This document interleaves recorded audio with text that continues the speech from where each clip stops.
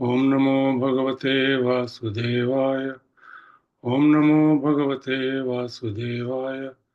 नारायणं नमस्कृत्य नरं चैव नरोत्तमं देवीं सरस्वतीं व्यासं ततो जयमुदीरये। शृण्वतां स्वकथा कृष्ण पुण्यश्रवण कीर्तन यद्यन्तस्थये भद्राणि विधुनोति सुहृत्सतां नष्टप्रायेषु भद्रेषु नित्यं भागवत सेवया भगवते उत्तम श्लोके भक्तिर्भवति नैष्ठिकी. A reading from Srimad Bhagavatam, Canto 4, Chapter 14, verses 4 through 7.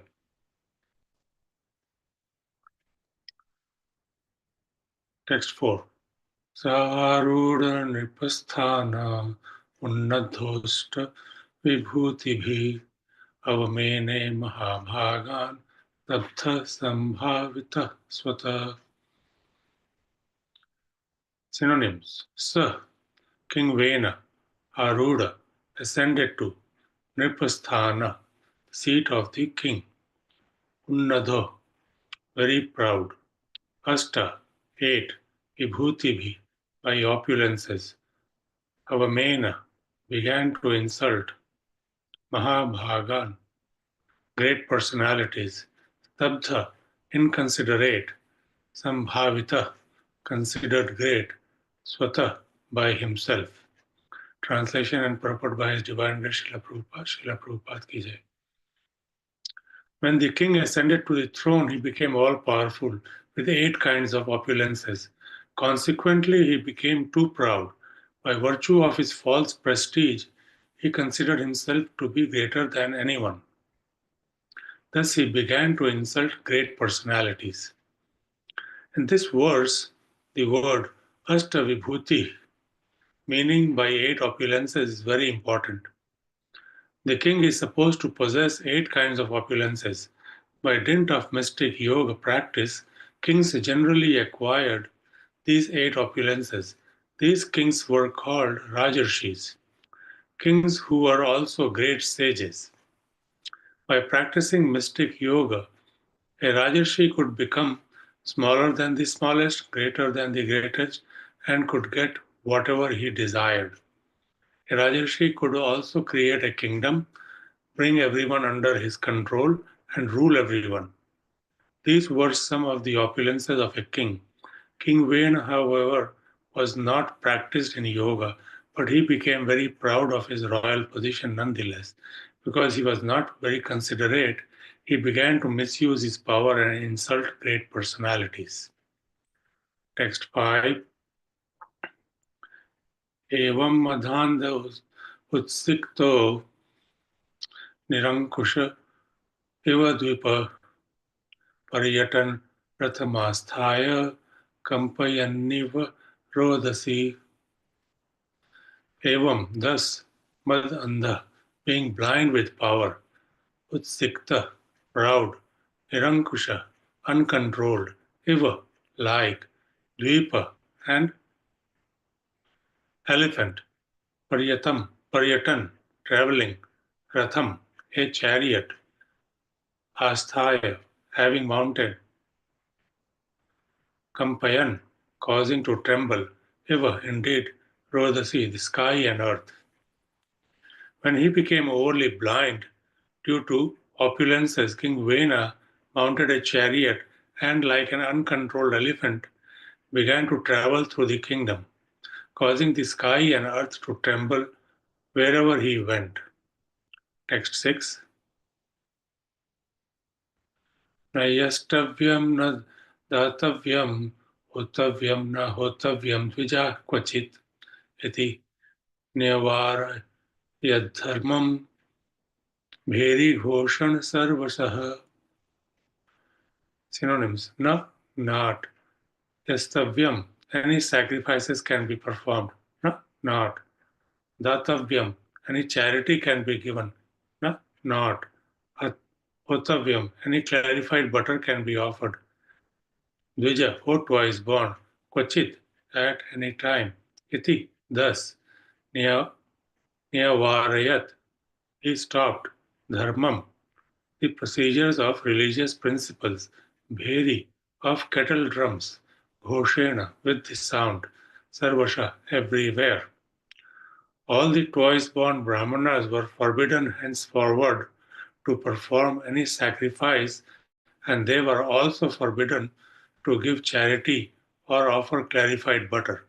Thus King Vena sounded kettle drums throughout the countryside. In other words, he stopped all kinds of religious rituals. Purport. What was committed by King Vena many years ago is at present being carried out by atheistic governments all over the world. The world situation is so tense that at any moment governments may issue declarations to stop religious rituals. Eventually, the world situation will become so degraded that it will be impossible for pious men to live on the planet. Therefore, sane people could execute Krishna consciousness, should execute Krishna consciousness very seriously so that they can go back home, back to Godhead without having to further suffer the miserable conditions predominant in this universe. Text 7. Venasyaveksya munayo durvrittasya vichestitam vimrishya lokavyasanam kripayochu sma satrinaha. Venasya, of King Vena, Aveksha, after observing Munaya, all the great sages, Durvrittasya, of the great rogue, Vichestitam, activities, Vimbrishya, considering Loka Vyasanam, danger to the people in general, Kripaya, out of compassion, Vacho, talked, Sma, in the past, Satrinaha, the performers of sacrifices. Translation. Therefore, all the great sages assembled together and after observing cruel Vena's atrocities, concluded that a great danger and catastrophe was approaching the people of the world. Thus, out of compassion, they began to talk amongst themselves, for they themselves were the performers of the sacrifices. Purport.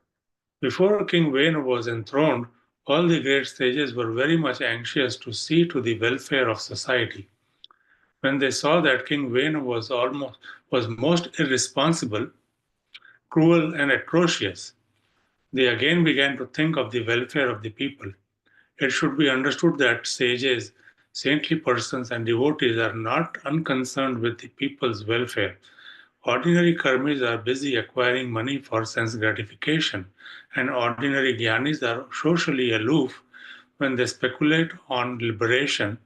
But actual devotees and saintly persons are always anxious to see how the people can be made happy, both materially and spiritually.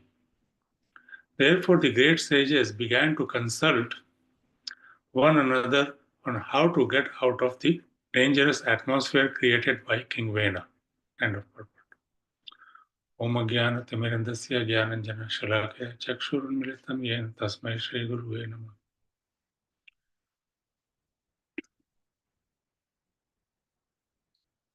श्रीचैतन्यमनोभीष्टं स्थापितं येन भूतले स्वयं रूपकदा मह्यं ददाति स्वपदान्तिकम्.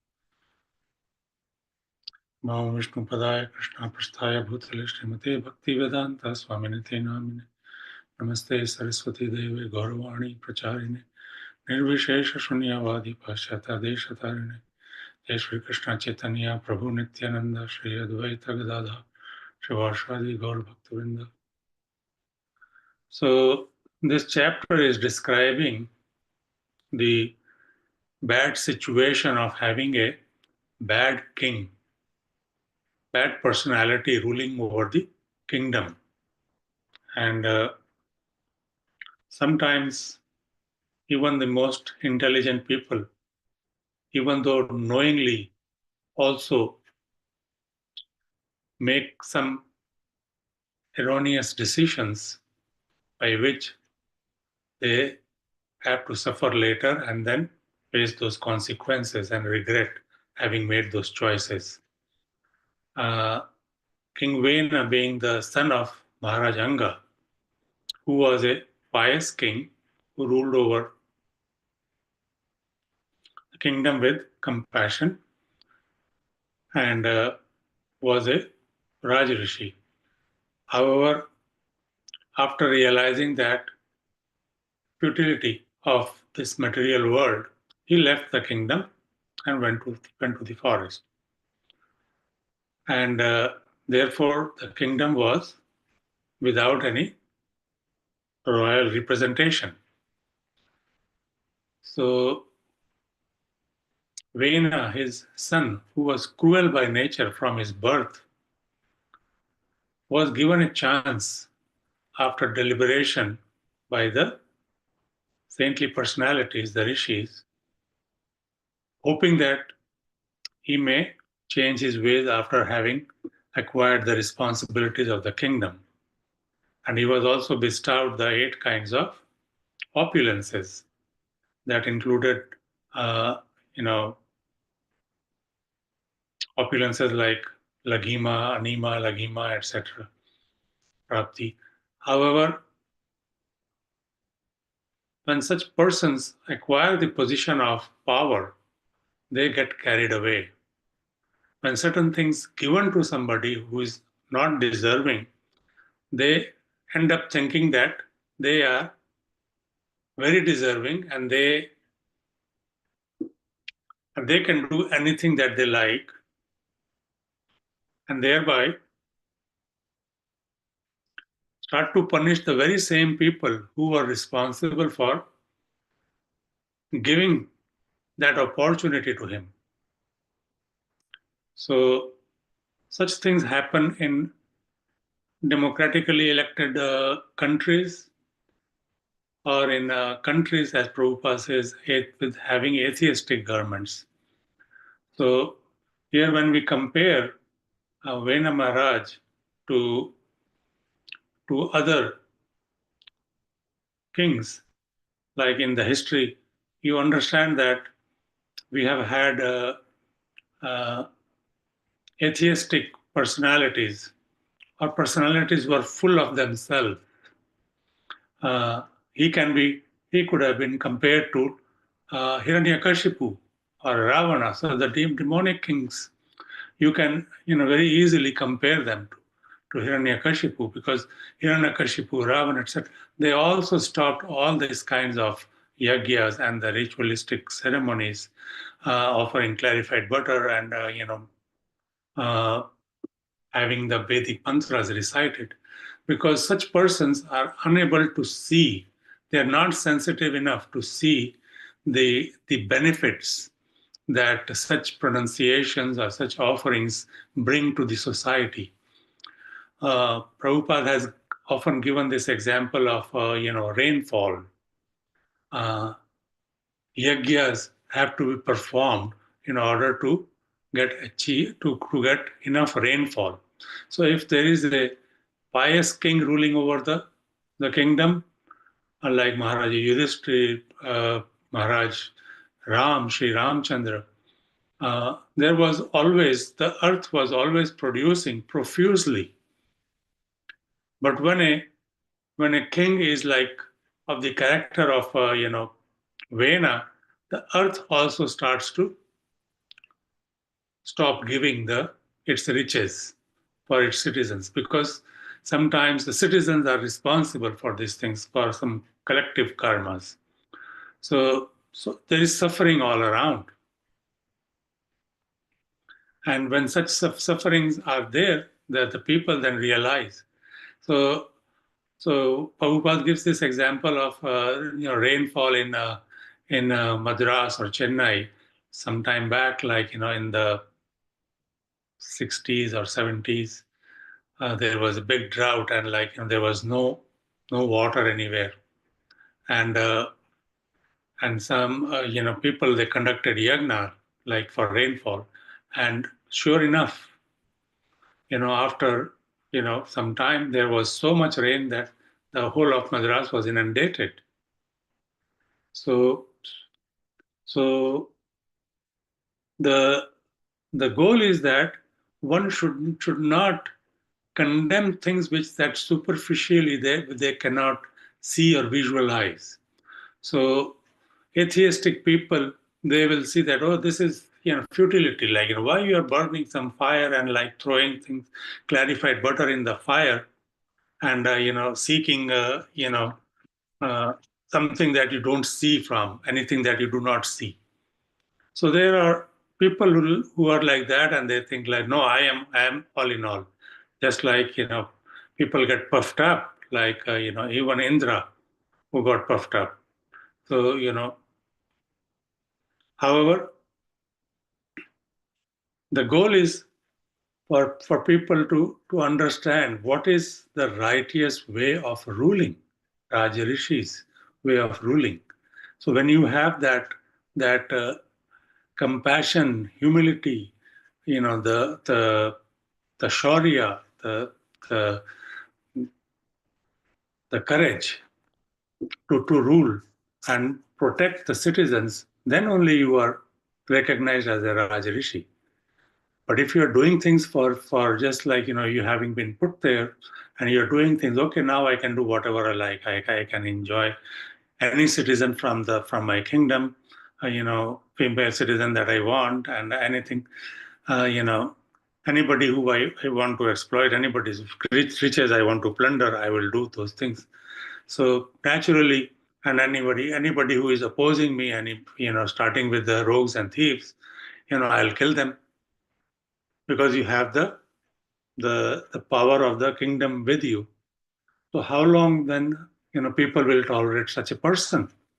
So those rishis, uh, you know, they devised the plan, that they and they understood that this is a very, very, very wrong decision that we made to throw.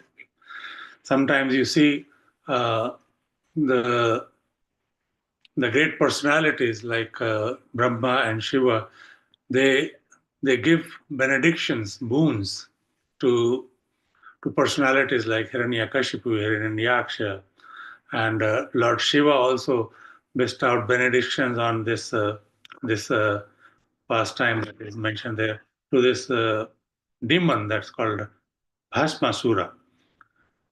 And Bhasmasura was praying, and then what does he end up asking Lord Shiva after Lord Shiva became pleased with his, with his penance? He said, "Whoever's head I place my hand on, that person will be burned to ashes." So, and Lord Shiva, he is bound by his this thing, promise that he can bestow this kind of benedictions, boons, like Tathastu. And who does he want to hurt first? Lord Shiva himself. He says, "Let me try it on you first." And Lord Shiva is running, and finally it's uh, Lord Vishnu who bewilders Bhasmasura in the Mohini form, and through the dance poses, he says that, why don't you, try this first, whether this boon works or not, on placing your hand on your own head and see. And sure enough, he was so bewildered, he places his hand on his own head, and of course, Lord Shiva's benedictions never go in vain. So he gets destroyed. So whoever we want to bestow some mercy upon, we have to see whether that person is qualified or not. So even in Shastra, there are injunctions like the charity has to be given to Brahmanas, charity has to be given, and not to like anybody and everybody out of like uh, appearance, somebody's appearance, that somebody is appearing poor. No. So we have to follow the Shastric injunctions, and we have to, you know, leave no room for doubt of any kind. If we have doubt and still like, think like, because somebody is from this family lineage, no, it doesn't work that way. Right? People must must be concerned, because the responsibility is just too great to entrusting somebody with the kingdom. Somebody who is not trained, somebody who is displayed all the cruel nature, then it is going to spell doom for the general populace. So our goal should be to situate ourselves in Krishna consciousness and to become sensitive enough to understand and distinguish between right from wrong, and make those choices in our lives, so that we also choose our company, we also choose our association properly, thereby uh, always having the vision of understanding Krishna, remembering Krishna. With this, I will stop. Always remember Krishna, never forget.